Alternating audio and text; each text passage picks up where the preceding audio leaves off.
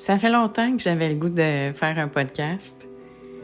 En fait, j'anime un podcast depuis 6 ans maintenant, Faire une femme de soi.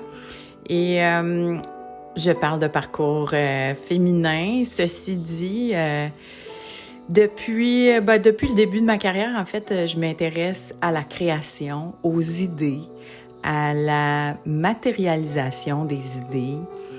Et aujourd'hui, évidemment, de plus en plus à la monétisation des idées, à une ère où elles ne sont plus aussi matérielles qu'elles l'étaient avant.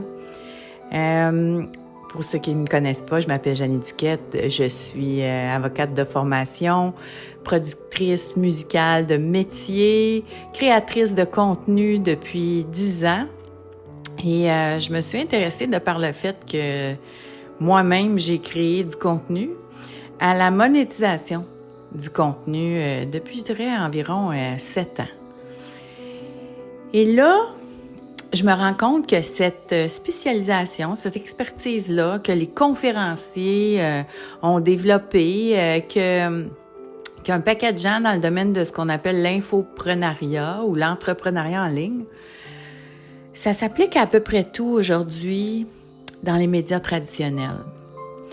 Et en ayant travaillé là avec les médias traditionnels dans ma carrière de productrice, je m'intéresse à cette crise des médias qu'on vit là parce qu'on l'a vécu en musique il y a 15 ans, parce que le modèle d'affaires a complètement changé, puis parce que cette crise-là affecte aujourd'hui un paquet de créateurs.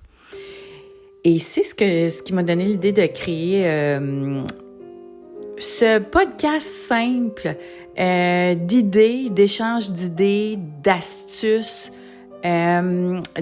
d'histoires de créateurs qui ont réussi à monétiser leur contenu un peu dans tous les domaines.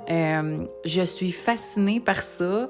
Je suis une geek, hein? J'ai appris dans les dernières années que j'étais neurodivergente. Fait que quand je m'intéresse à un sujet, je vais jusqu'au bout, puis j'accumule énormément d'informations que je trouve que ça vaut la peine de partager à d'autres personnes que moi qui s'y intéressent. Fait que si ça vous tente, vous pourrez venir à J'ai une idée quelques fois par semaine. On va établir le rythme là et pour venir chercher justement des astuces, de l'inspiration, puis aussi de mes nouvelles si ça vous tente, parce qu'évidemment aujourd'hui, je suis coach, je suis créatrice de contenu moi aussi, je suis productrice de contenu pour mes clients. Et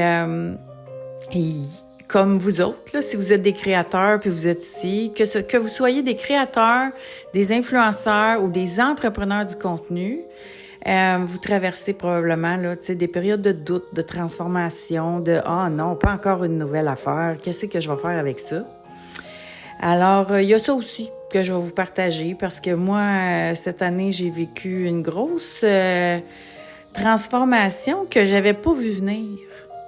Vraiment, là, j'ai vécu un shift de fou.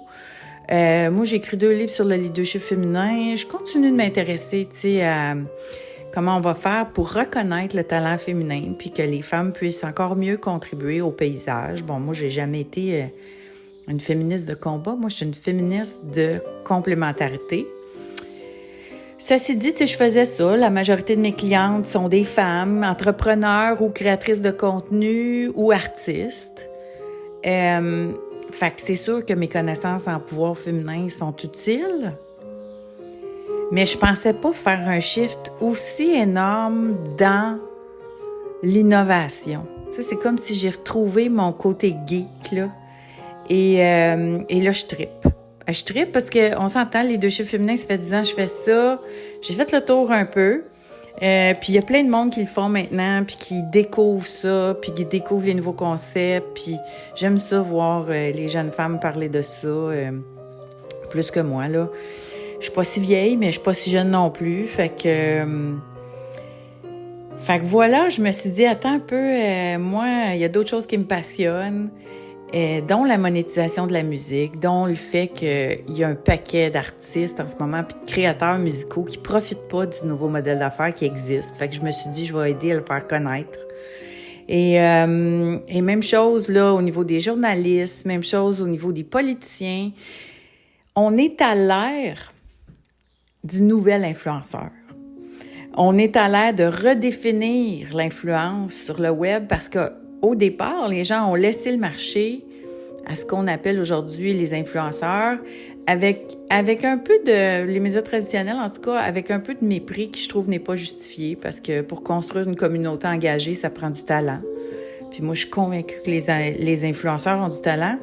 Ceci dit, les gens qui sont aussi des experts, des entrepreneurs aguerris ou des professionnels aguerris peuvent aussi devenir des piliers d'influence. Puis moi, c'est là que je me suis spécialisée. Donc, de construire la carrière d'influence, d'entrepreneurs, de professionnels ou de personnalités publiques parce que eux aussi ont des opinions, peuvent faire des recommandations, peuvent vendre des produits, peuvent vendre...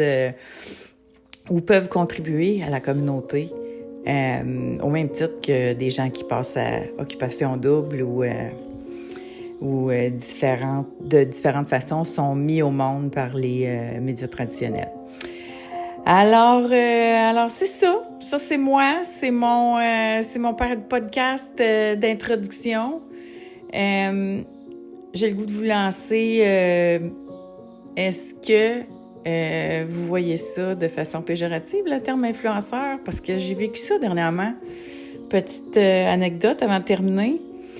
J'accompagne une de mes clientes qui est une entrepreneure qui a beaucoup de succès, qui a du succès dans son domaine, qui commençait à être connue dans son domaine, mais qui voulait être plus reconnue.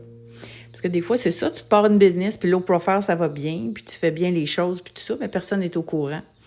Tes clients sont au courant, mais c'est le fun d'aller chercher un petit peu plus de reconnaissance, que ce soit dans ton domaine, avec les professionnels de ton domaine ou dans ta communauté proche pour acquérir de la clientèle ou bien dans les médias, si tu veux, ultimement, avoir aussi une carrière en communication.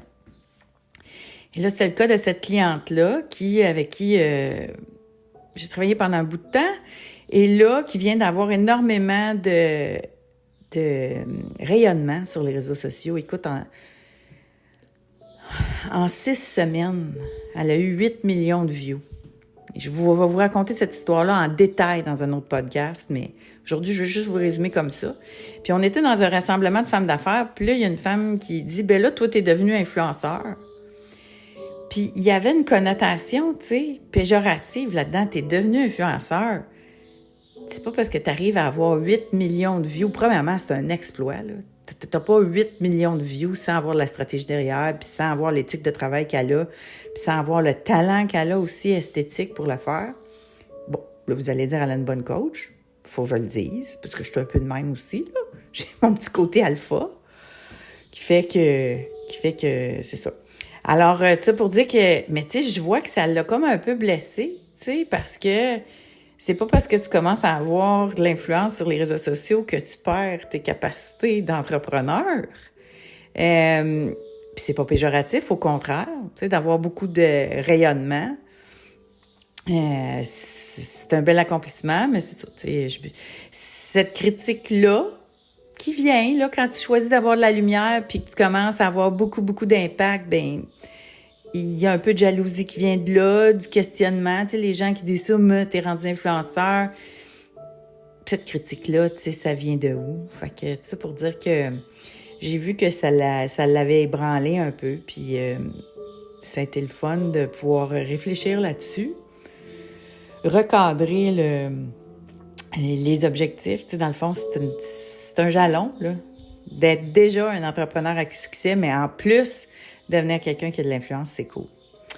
Alors, voilà. Fait que comment vous voyez ça, vous autres, les influenceurs? Y en a-tu est-ce que vous voyez ça comme des gens qui ont du talent? Ou il y a un peu de péjoratif? Puis est-ce que ce péjoratif-là, il est créé par les médias traditionnels qui envient le reach des influenceurs? Fait que c'est ça ma question pour la journée. C'était mon premier podcast. Hey, j'ai même pas dit mon nom. Je pense que j'ai pas dit mon nom. Je m'appelle Jeannie Duquette. Le podcast s'appelle J'ai une idée. Vous pouvez venir me suivre sur les réseaux sociaux. Je suis active sur Instagram, Jeannie Duquette, sur LinkedIn, Jeannie Duquette, et sur Facebook, Jeannie Duquette. Mon site web est en reconstruction. Ce gros shift-là que j'ai fait était plus rapide que mon soutien technologique. Fait que venez me voir sur les réseaux sociaux si vous voulez me parler. Et merci d'être là. À très bientôt.